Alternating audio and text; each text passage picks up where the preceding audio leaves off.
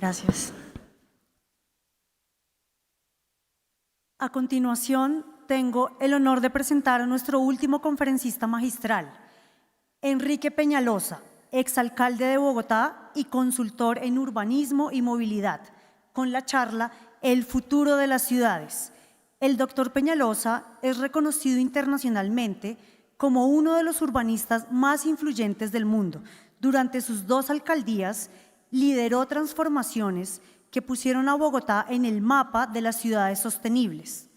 La creación de Transmilenio, la red de ciclorrutas, el sistema de bibliotecas públicas, el cable de Ciudad Bolívar, los colegios en concesión y el desarrollo de los CEFES, entre muchos otros proyectos. Bienvenido.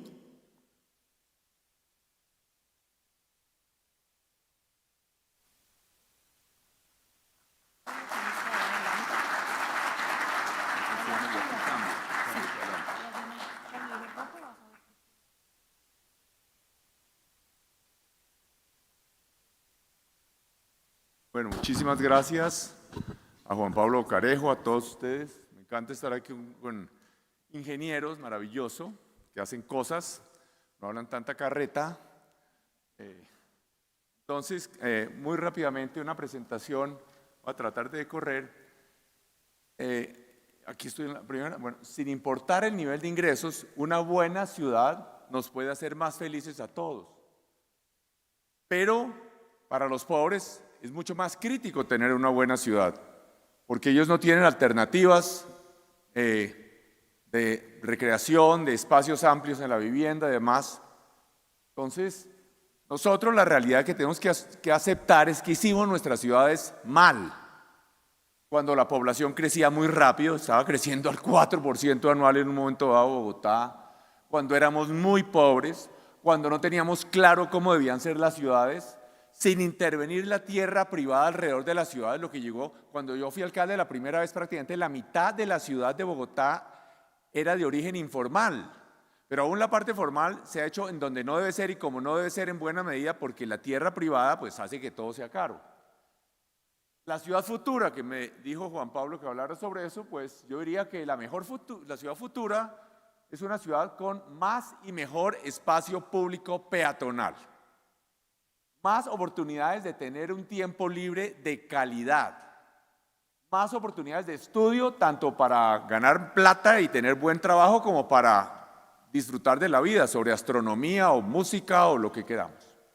Más oportunidades de empleo bien remunerado, más y mejor transporte público, más y mejores ciclorrutas. Esos criterios principales, si yo fuera a hacer solamente un resumen así de 3 puntos fundamentales: que la ciudad crezca donde debe ser, ¿no? Que no bloqueemos el desarrollo del norte, por ejemplo, por politiquería falsamente ambiental y espantemos o ahuyentemos o forcemos a la gente que quisiera vivir en Bogotá a que se vaya a Soacha o a Mosquera o a Tocancipá por politiquería ambiental o por negocios de algunos dueños de tierra en Cundinamarca interesados en bloquear el desarrollo de Bogotá, pero esa es otra discusión para otro día.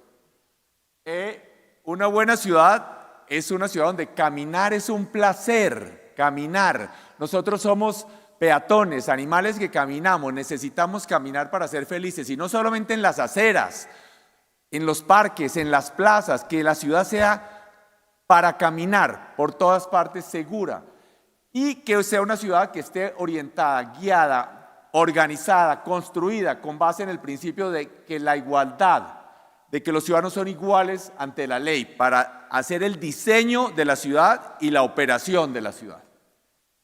La calidad de vida urbana, además, es algo muy interesante, es crucial para el desarrollo económico. Durante miles de años, el factor crítico para la riqueza, el generador de riqueza y de poder era la tierra. Y por eso las sociedades se la pasaban, lo que hacían era viendo a ver cómo le quitaban la tierra al vecino para ser más ricos. Después vino una era en donde el capital era el factor más crítico, que determinaba el crecimiento económico y el poder y demás.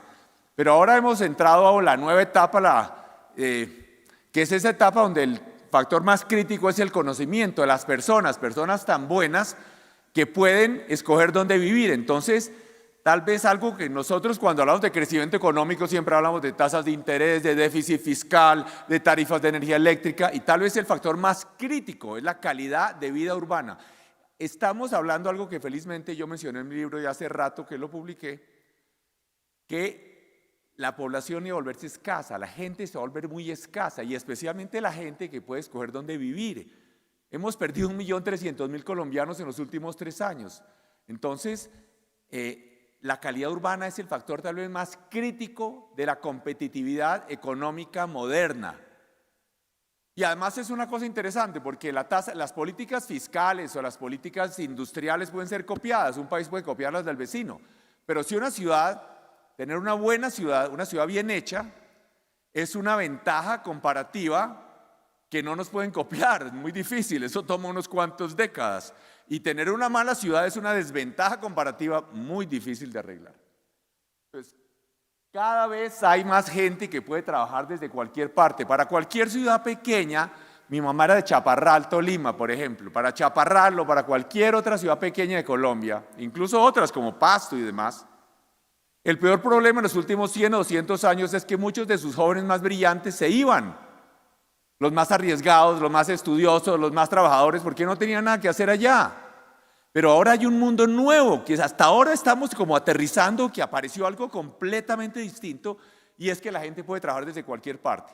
Entonces, esto es una oportunidad nueva para las ciudades pequeñas y para los pueblos pequeños, donde en muchos sentidos se puede vivir más sabroso.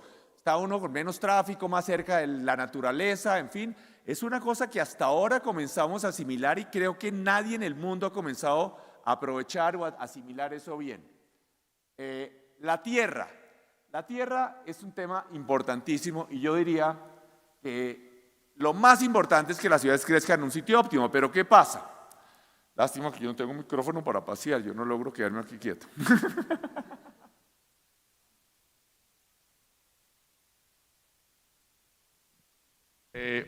Bueno, perfecto, gracias. Yo creo firmemente en las ventajas de la propiedad privada de la economía de mercado. El mundo entero aceptó eso como la mejor manera de organizar, de administrar la mayor parte de los recursos de la sociedad. Hay alguno que otro loquito en Corea del Norte o por ahí algunos cercanos que no les gusta eso, pero la realidad es que en algunos casos la propiedad privada y el mercado no funcionan bien. Y uno de esos es la tierra alrededor de las ciudades en crecimiento, porque la propiedad privada funciona bien, por ejemplo, en el caso del tomate. Si el precio del tomate sube, la gente produce más tomates y el precio baja, ¿no? Una belleza. Pero en el caso de la tierra alrededor de las ciudades podemos subir el precio todo lo que queramos y la oferta de tierra alrededor de las ciudades, con acceso al transporte, a los servicios públicos, al empleo, a la educación, no aumenta. Entonces no hay ninguna justificación para que eso se maneje dentro de la economía privada. Y obviamente, pero no hay tiempo de entrar en detalles. Obviamente, eso llevó a que hubiera barrios informales, pero también a que no se reserve y a que los formales no crezcan donde debe ser y como debe ser, y a que no se reserven los espacios públicos óptimos que se deberían reservar. Esto es Bogotá, esto ni siquiera se ve desde la Bogotá que la mayoría de ustedes conocen, esto está detrás de las lomas. Esto está detrás, Bogotá está allá, ¿no? Hicimos 1000 mejoras nosotros, yo me siento muy orgulloso de haber sido de lejos el alcalde que más barrios legalicé, mejoré, etcétera, pero igual es una vergüenza.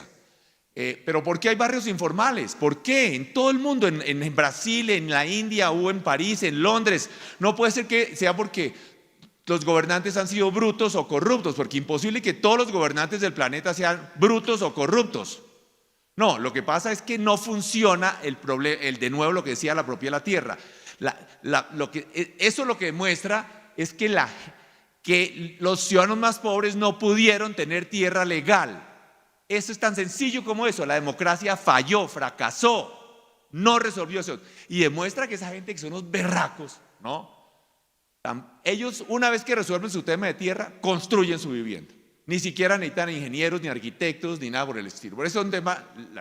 Entonces, hicimos 1000 cosas, ¿sí? Además de hacer alcantarillados, pavimentos, colegios, tumbamos, como en este caso, compramos y tumbamos casas para hacer parques. Pero no hay tiempo. Esto, por ejemplo, acá, todo el suroccidente de Bogotá que se inundaba. Hicimos las plantas de tratamiento de Gibraltar, hicimos todo eso. Aquí está la Alameda Porvenir, que le hablaré de eso más tarde, colegios, acá incluso un centro comunitario con piscina cubierta, parques, etcétera. Tiene a veces mucho mejor infraestructura de la que hay en barrios de estrato 6. Pero, por supuesto, la idea no es solamente arreglar los barrios informales, sino evitarlos. Y todavía en Colombia hay barrios informales y siguen surgiendo. Es una vergüenza el fracaso ese de nuestra democracia.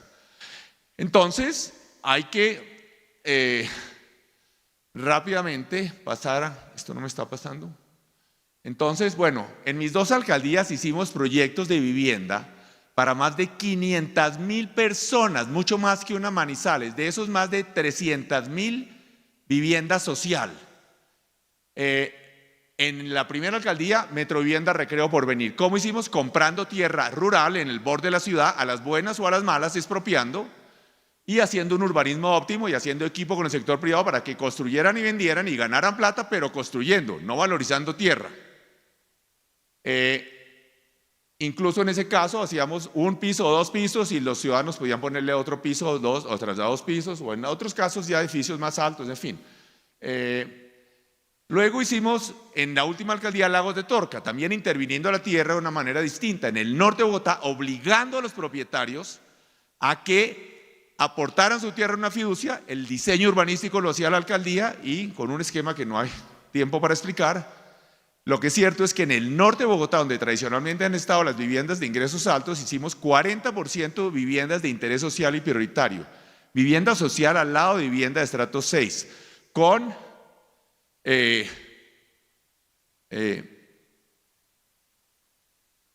por ejemplo, el desarrollo de Lagos de Torca, ¿cómo he hecho esto de para atrás? El desarrollo de Lagos de Torca es adyacente a la ciudad existente, no como se hizo en México, por ejemplo, que hicieron un poco de desarrollos de vivienda a 20 kilómetros de la ciudad existente. Entonces, infraestructura construida y pagada por los privados, varias líneas de transporte masivo en proceso y ahora más. 1.800 hectáreas, 140.000 viviendas, de las cuales 56.000 son vivienda social, viviendas costosas a la vivienda social, un parque de 170 hectáreas y en total 600 hectáreas de espacio público, aceras, ciclorrutas en todas partes. Es decir, un urbanismo mucho mejor que cualquiera del que hay ahora en la ciudad construida. 15 kilómetros de alameda peatonal. Esto no me está pasando. ¿Dónde? Bueno, rápidamente. La densidad baja, obviamente no tenemos tiempo de hablar de la densidad, pero más que la densidad baja, hablemos de los costos de que la gente se vaya a Funza, Mosquera. Pues obviamente los tiempos de viaje son más largos. Cuando nosotros prohibimos el desarrollo en el norte de Bogotá, como hicieron alcaldesa como Claudia López o Petro, ¿qué es lo que hacen? Encarecen la tierra, obligan a muchísimas personas a irse mucho más lejos, supuestamente por el medio ambiente, ¿no? Y resulta que eso sí genera calentamiento global, porque viajes más largos generan mayor consumo de energía, etcétera. Pero bueno, no hay tiempo de eso. Renovación urbana. La renovación urbana, ojo, debemos recordar una cosa. A veces a mí me parece que tenemos más edificios de conservación en Bogotá, con todo el respeto a los arquitectos, que en París.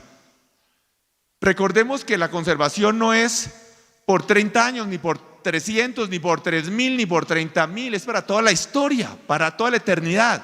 Pues uno sí cree que hay que conservar el Coliseo de Roma, pero de ahí para adelante, ¿qué tanto? ¿No? Entonces, pero la mayoría de las edificaciones en la ciudad se van a tumbar, la mayoría de todo lo que tenemos hoy se va a tumbar. La pregunta no es si se tumba o no. La pregunta es cómo se tumba. Si se tumba, como hemos hecho, todos los barrios casi de estrato 6 en Bogotá se hicieron haciendo renovación urbana, tumbando casas y haciendo edificios. Pero es una renovación urbana a la chambona, donde no se hicieron ni más tubos, ni más aceras, ni más vías, ni más parques, nada. Entonces la idea es que si se hace una renovación es que sea en grandes bloques y que se genere más espacio público. La renovación urbana, nosotros tenemos unas ciudades con mucha densidad a nivel internacional. Bogotá es altísima, como 230 habitantes hectárea o más. Pero lo importante es que ahora el gran desafío, sobre todo ahora que está cayendo la población y demás, es generar más el propósito de la renovación urbana. Y ahora que está Úrsula aquí, es generar más y mejores espacios públicos peatonales. Ese, en mi opinión, es lo que debe ser el propósito en nuestras ciudades. Bueno, nosotros hicimos cosas como esta. En el centro de Bogotá, a 2 cuadras cortas de la Plaza de Bolívar, tumbamos 1.200 edificaciones, 32 hectáreas en el Cartucho, el Bronx, una zona donde no entraba la policía, no entraba el ejército. Entraban en operativos de 100 policías, pero no 5 policías a patrullar. 1.200 edificaciones. Yo creo que es difícil encontrar una ciudad en el planeta, en una ciudad capital, donde a 2 cuadras cortas de la plaza, del centro histórico, del Palacio Presidencial, de todo, haya pasado algo parecido.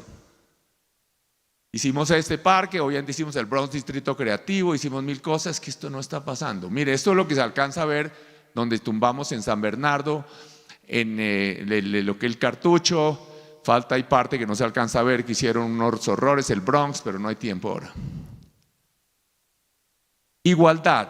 A mí me parece que es muy importante. Todo el planeta llegó a la conclusión de que la mejor manera de administrar los recursos de la sociedad era la propiedad privada, como decíamos, pero hay un problema con eso, es que eso necesita que haya desigualdad. Y a nosotros no nos gusta mucho la desigualdad. Cientos de millones de personas han muerto en los últimos 200 años en guerras, revoluciones, etc. Entonces, mi propuesta es que la ciudad puede ser muy potente construyendo igualdad. Pero no hay tiempo de explicar mucho, pero esto no está pasando. ¿Dónde está el computador para apuntarle allá? La igualdad que puede construir la ciudad. La ciudad puede construir igualdad de calidad de vida, que a los ricos y a los pobres, especialmente a los niños, tengan las posibilidades de acceso al verde, a campos deportivos, a clases de música, más allá de la igualdad obvia de la atención en salud, etcétera, ¿no? Igualdad democrática, que es lo que llamo que si todos los ciudadanos son iguales, que el interés general prevalece sobre el particular. Ese principio constitucional obvio, que parece un saludo a la bandera, es muy potente, porque si eso es cierto, entonces claramente una bicicleta que vale 200.000 pesos, un ciclista de una bicicleta de 200.000 tiene derecho a la misma cantidad de espacio vial que un carro de lujo recién salido de la tienda. Un peatón tiene derecho a la misma cantidad de espacio vial que el que va en el carro. Un bus con 150 pasajeros tiene derecho a 150 veces más espacio público, más espacio vial que un carro con uno. Y de hecho yo creo que Colombia y Bogotá, eso que para nosotros es obvio, aquí nadie se atreve a decir, por lo menos abiertamente, que es que no hagamos una troncal porque le quita espacio a los carros. En muchos países del mundo es una discusión, pero aquí eso ya logramos que eso calara profundamente en el DNA democrático de nuestra sociedad. Y obviamente la buena ciudad logra que los ciudadanos se encuentren como iguales. De nuevo, cuestionando un poco los principios de los economistas. Mire, el cuento del Gini, ¿no? Es que Colombia tiene la peor desigualdad del planeta, la tercera, ¿no? Miren, en Ciudad Bolívar, en la parte alta, tienen comedores comunitarios maravillosos, jardines infantiles maravillosos, unos parques que son mucho mejores que cualquier parque, en la parte de arriba, mucho mejores que cualquier parte en cualquier barrio de estrato 6. Toman el cable los ciudadanos y van a un centro comunitario, bajan, luego entran a un sistema de transporte masivo con Transmilenio y demás, con el mismo precio que los lleva a cualquier parte de la ciudad. Pasan un puente peatonal y van a un centro, a un CEFE, un centro cultural y deportivo, con piscina olímpica, con gimnasios, con salas de música, el parque lleno de campos deportivos de clase mundial. Pasan al otro lado del parque y hay una biblioteca espectacular, maravillosa. Nada de eso que les acabo de mencionar lo mide el famoso Gini que les encanta a los economistas. Nada. Entonces, en Bogotá los ciudadanos de estrato alto pagan uno de los impuestos prediales más altos del mundo, 13 por 1000, y prácticamente nada de lo que pagan se gasta ahí. Todo se redistribuye a los barrios más pobres. Entonces, la ciudad hace cosas maravillosas, puede hacer. Y los bienes públicos a veces producen más felicidad que los privados. Yo creo que mucha gente estaría 1000 veces más feliz de tener un superparque a 2 o 3 cuadras de la casa, de tener un carro caro, poder cambiar 20 veces de ropa o ir a paseos al exterior. Eso le me hace la vida más feliz. Entonces ese es un tema bien interesante que no hay tiempo ahorita de discutir mucho.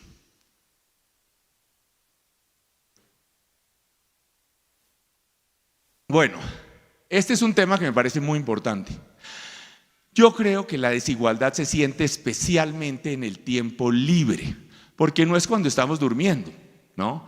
Y aún en el trabajo, aquí el rector de los Andes o el decano de la facultad puede que tengan igual un buen rato igual que la persona que está limpiando el piso, o lo mismo en una empresa.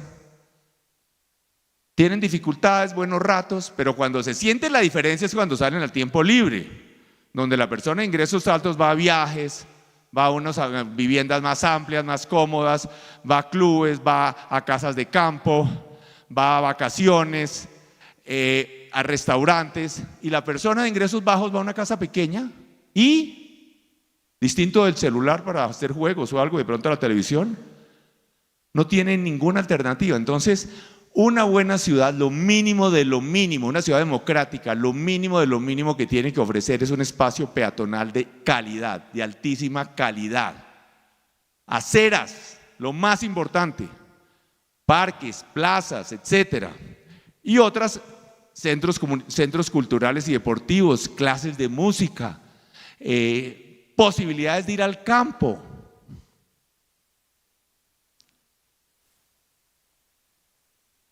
Y obviamente la idea no es solo que los ciudadanos más pobres tengan acceso a parques maravillosos, sino que ojalá se encuentren en los espacios públicos con ciudadanos ricos. Es algo que pasa en alguna medida en nuestra ciclovía, eso es maravilloso.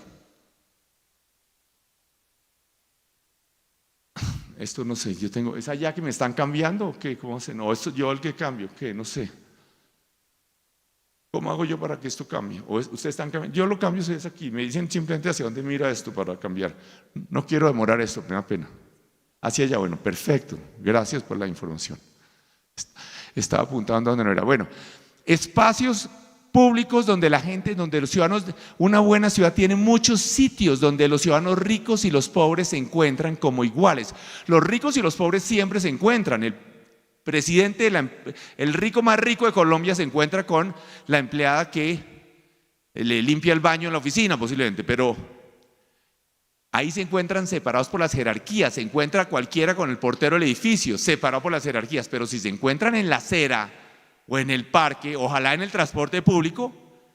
Entonces en Suecia hay billonarios, ¿no? Los dueños de IKEA y de Spotify, de todo, pero el millonario va al parque, va a la panadería a la esquina, anda en transporte público, en bicicleta. Esa es una sociedad con mucho más legitimidad. Aquí todos los ciudadanos de ingresos altos conocen bien el metro de París, de Nueva York, etcétera, pero seguramente no se han subido a un Transmilenio una vez en su vida. Y todos quieren metro, pero no porque tengan la más mínima intención de subirse, sino porque creen que allá van a echar a los otros y que va a haber menos tráfico así.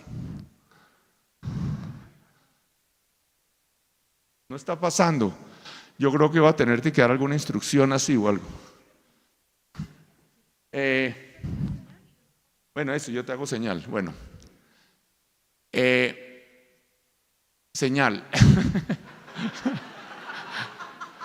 Bueno, las aceras, pasemos aceras, pasemos. Eso es lo que realmente, si yo fuera a escoger un solo, algo, lo que diferencia a las ciudades avanzadas de las atrasadas no son los metros ni las autopistas, es las aceras de calidad. Esto es la foto del subdesarrollo. Y obviamente tenemos eso. Yo diría que en Bogotá, con mucha vergüenza, y no obstante las pelas que he tratado de dar, pasemos. Y no solamente aceras buenas, sino aceras, una ciudad que tenga destinos cercanos, que la gente pueda caminar a la panadería, a la tienda, que tenga destinos al parque. No solo tenemos, que las aceras tengan ventanas, que no tengan unos parqueaderos en el primer piso, entonces una pared ciega, sino que tengan ventanas. En todas partes hay ladrones, entonces en el primer piso ponga abarrotes o vidrios de seguridad. Entonces, cuando llegué a la alcaldía, si pasemos, en el 88, prácticamente no había una buena acera en Colombia. En Colombia, las que se habían hecho, los carros las habían ocupado. Yo les aseguro que cualquier acera buena que ustedes vean hoy en cualquier ciudad de Colombia, y ni hablar de las ciclorrutas, que hasta la palabra la inventamos, es post Peñalosa 1. Pero no vayan a creer que fue fácil. Yo tuve el pelo negro en alguna época en mi vida, ¿no? Solo el 10% de la población tenía carro, pero era el 10% más poderoso de la población. Y entonces, eso, perfecto, y yo te voy haciendo así, ¿no? Eso fue, en la carrera 15 fue una guerra a muerte, y yo volví el enemigo público número 1. Llegué a tener 18% imagen positiva, como 70% negativa o más. Era mucho sigamos. Hicimos esto en la carrera 15 y en muchos otros sitios, pero todavía la verdad es que en Bogotá yo diría que el 90% en las calles una persona en silla de ruedas no puede ir de una esquina a la otra. Sigamos. Yo creo que hay que cobrar. Por ejemplo, ahora en la valorización cobramos una valorización toda la plata que se cobra en impuesto predial se invierte en los sectores populares. Pero entonces nosotros hicimos algo muy lindo y cobramos una valorización para mejorar los sectores de mayores ingresos, pero cobrando. Entonces hicimos el Centro Felicidad del Nogal, por ejemplo, hicimos aceras, sigamos, ¿no? Como estas, por ejemplo, que se están haciendo en el 85, como esta en el 73, pues en fin, sigamos, no hay tiempo, sigamos. Se discute mucho sobre la altura de los edificios. Yo creo que lo más importante no es si son de 20 pisos o 30 o 50, aunque obviamente hay algunos criterios interesantes de discusión, pero qué tanta es la calidad del espacio público abajo, y sobre todo cuando se hace un edificio se vuelve más atractivo el espacio público alrededor, se vuelve más atractivo conversar ahí, jugar ahí, darse besos ahí. Esa es la medida de éxito de un buen edificio. Esto es lo que decía el señor Richard Rogers, que hizo el edificio aquí de Atrio, aquí diseñó, el arquitecto británico maravilloso que murió hace 3 años.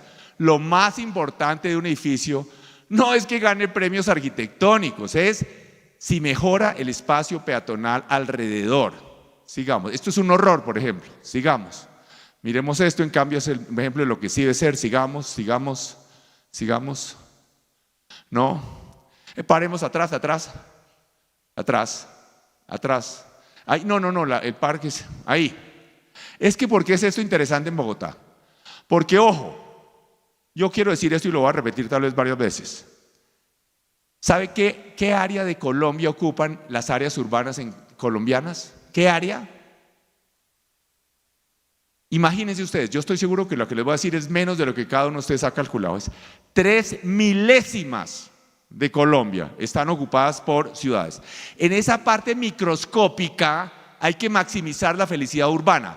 En el norte de Bogotá, por ejemplo, decidimos que por razones clasistas y falsamente ambientales que había que llenar los parques de árboles, y yo amo los árboles, pero alrededor, y que entre un poquito de luz en un clima como el de Bogotá, en todas partes, ¿no? Por ejemplo, el parque del Country, que es tal vez el único, y lo otro que hicimos otro parque, en el parque alrededor de la Biblioteca Barco, que es tal vez lo que no han inundado de árboles. Entonces, porque a la gente quiere sentir el solecito un poquito, sobre todo en este clima de Bogotá. Entonces, los parques hay que diseñarlos de acuerdo a qué es lo que la gente quiere. ¿Qué es lo que hace que se llenen? Si se necesita que sea solo verde, bien. Si necesita que sea solo árboles, bien. Si necesita que haya campos deportivos por todos lados, bien. Lo que haga que la gente quiera ir y quedarse. Sigamos. ¿No? En una buena ciudad, la gente quiere estar afuera, en la calle, no quedarse encerrada en la casa. Además, por algo, otra de las tendencias que ahora voy a repetir, pero es, en Bogotá hoy, casi 50% de los hogares son, es decir, como el 20 y pico, 21% de los hogares son de una sola persona y 23% son de 2 personas. Es decir, casi la mitad de los hogares son de menos de una persona.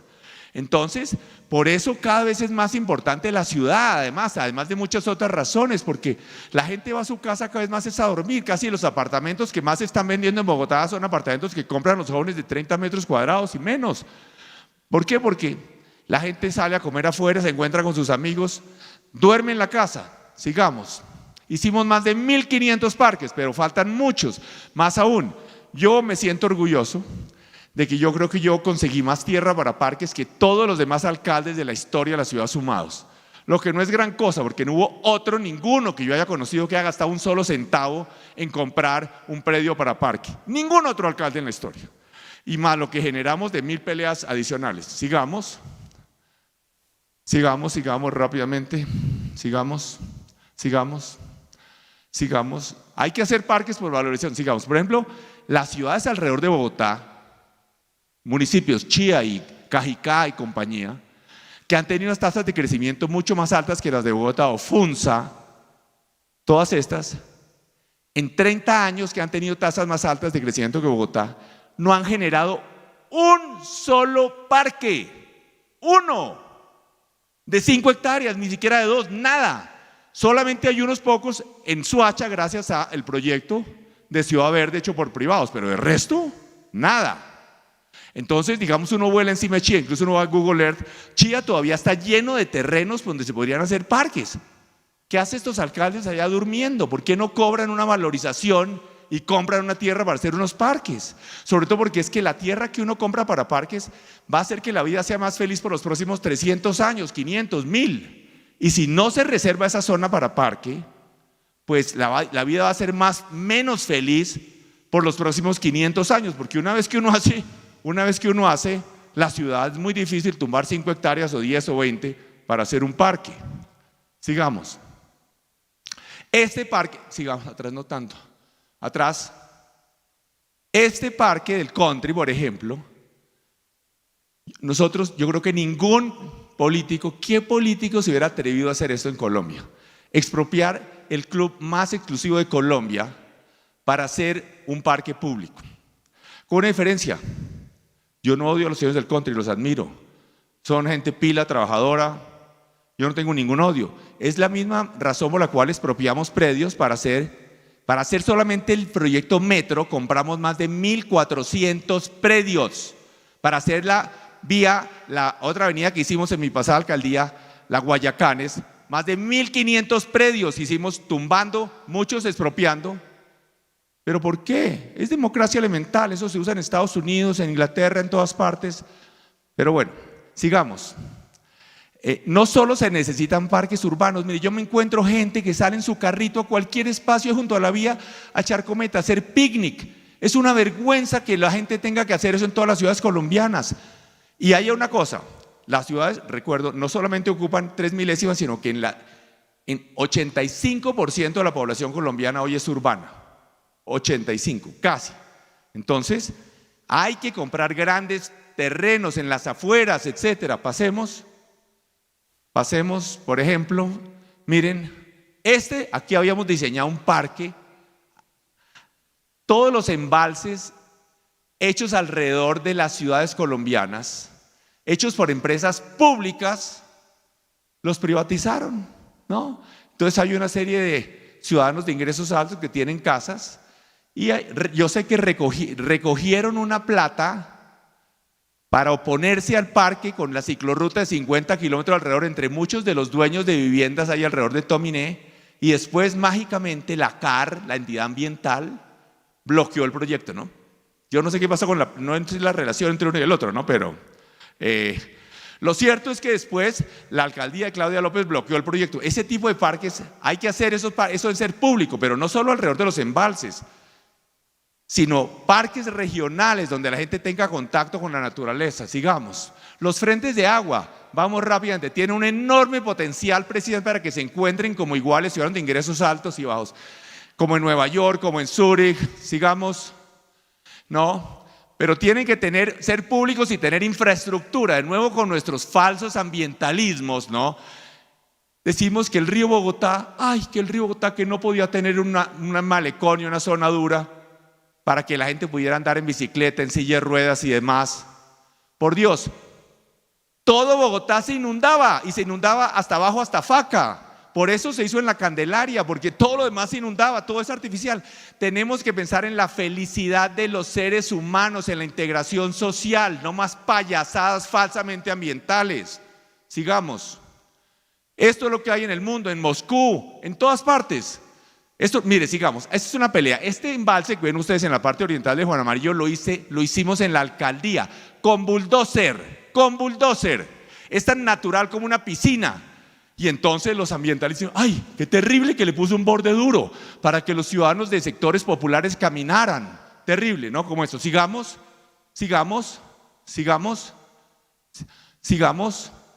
Esto es cuando hicimos la obra. $8 millones costó el dragado de 1997. Miren, eso lo hicimos así. Y ahora, los señores genialmente de la alcaldía Claudia López bloquearon eso con una reja, no deja que se use el parque, y esa alcaldía mantiene eso bloqueado, cerrado, muy democrático. Pero les voy a mostrar el siguiente ejemplo de democracia maravillosa. Sigamos. Miren esto.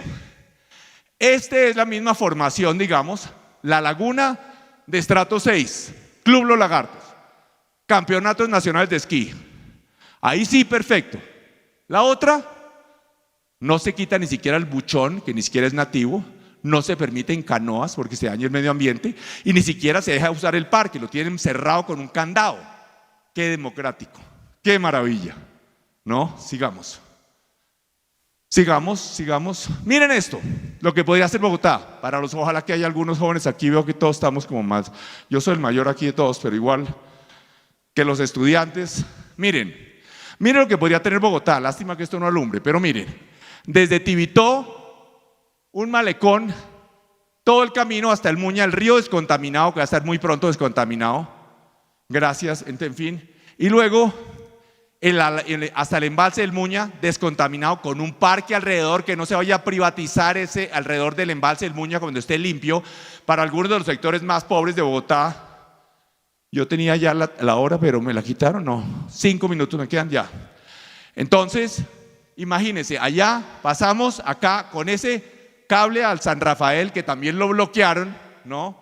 Cable a San Rafael, parque en San Rafael, un parque, una ciclorruta por todo el borde del río Teusacá, por ese cañón divino en La Calera, bajando al Valle de Sopó y La Calera, llegando a Tibitó, dando la vuelta por acá el río Tunjuelo, que ya le hicimos buena parte de la ciclorruta, pero hay que hacer mucho mejor, todo un parque con malecón también y que vaya hasta el embalse de la regadera en el páramo.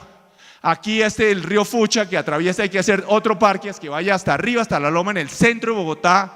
Sistemas de transporte, además de recreación y de ejercicio, y el Juan Amarillo, que ya lo hicimos, de acá. Pero bueno, eso serían como 350 kilómetros de felicidad, de integración social, de calidad de vida. Además eso se paga solo lo del río Bogotá, generando apartamentos al lado del malecón, con cafés, etcétera. Sigamos. Bueno, rápidamente acá digo una herejía para este foro, pero creo que la movilidad es más un desafío de equidad que de ingeniería o incluso de recursos económicos. Transmilenio mueve hoy 2,5 millones de personas y yo por ahí leí que con lo que se está haciendo adicional puede mover más de 5 millones de personas muy pronto con las troncales en construcción, con la troncal séptima, la 13, la 68 que dejamos nosotros contratada, la ciudad de Cali, etcétera. En fin, pero quiero decir que, además aquí me equivoqué, están moviendo hasta 75,000 pasajeros hora sentido, que aquí está, eso es más que todos los metros del mundo, exceptuando tal vez 3 o 4 o 5 máximo, mucho más que cualquier metro en Europa, ¿no? Entonces, con un costo que es una fracción. Ahora bien, sigamos. Es democracia en funcionamiento. Por primera vez cuando se hizo Transmilenio, los ciudadanos en transporte público comenzaron a ir más rápido que los de carro. Alguien en silla de ruedas puede acceder. Y obviamente me siento muy orgulloso también de haber contratado la línea de Metro de Bogotá. Pero es que con o sin metro, la inmensa, así no le guste a alguno, lo que voy a decir puede ser una herejía, la inmensa mayoría del transporte de Bogotá en los próximos 100 años seguirá siendo con base en buses. Londres hoy, que tiene el primer metro, en fin, no hay tiempo, pero mueve más gente, 50% más gente en bus que en metro. Sigamos. Esto es lo que ampliamos la troncal Caracas en construcción. Sigamos.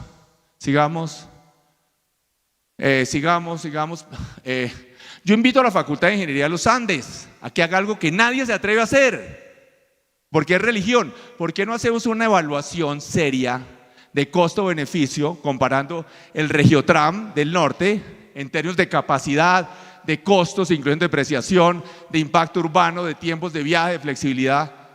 Y hagámosla. Yo no sé qué dará el resultado, pero ¿por qué no lo hacemos? Porque esto es religión y no un poquito de raciocinio en una universidad de ingeniería, digamos. Bueno, sigamos, no hay tiempo de entrar. Las autopistas malucas, sigamos, las avenidas, la ALO. Yo sueño con una ALO así. La LO tiene el nombre de autopista, pero debe ser una avenida divina, con aceras, con semáforos, con comercio, que sea el eje. Es decir, la diferencia entre la autopista y la avenida es que la autopista desvaloriza todo a su alrededor. Nadie puede estar, y la avenida, como los Campos Elíseos, valorizan y mejoran la vida todo a su alrededor. Sigamos, porque no hay tiempo, sigamos. Bueno, las ciclorrutas, nosotros hicimos ciclorrutas mucho antes que España, mucho antes que Londres, que Nueva York, obviamente mucho después de Holanda o Dinamarca, ¿no? Pero nadie las había hecho en ese momento, llevaban años, la que puso en buena medida mucho antes. De nuevo, ¿para qué? Construir igualdad. Hoy, como si quitamos la gente que se mueve a pie, 10% de los ciudadanos bogotanos se mueven en bicicleta. Tenemos mucho más gente en bicicleta que la gente se mueve en Ámsterdam, ¿no? Obviamente porque tenemos más gente, ¿no? Pero sigamos. Quiero terminar con esto y prometo que termino ya con esto. Esto es un proyecto que hicimos en mi primera alcaldía que me enorgullece especialmente, la Alameda Porvenir, una autopista de peatones y bicicletas, una alameda, 24 kilómetros desde Fontibón a Suacha, entre los potreros inicialmente, sigamos, cables soterrados. Esta foto para mí es de los orgullos en la vida, una peatonal de lujo, ciclorruta de lujo y el carro entre el barro. Eso sí es construir igualdad de verdad, no de carreta, ¿no? Inconscientemente, como poner, en fin, sigamos. Ya se terminó. En todo caso, muchas gracias y gracias de nuevo por esa oportunidad.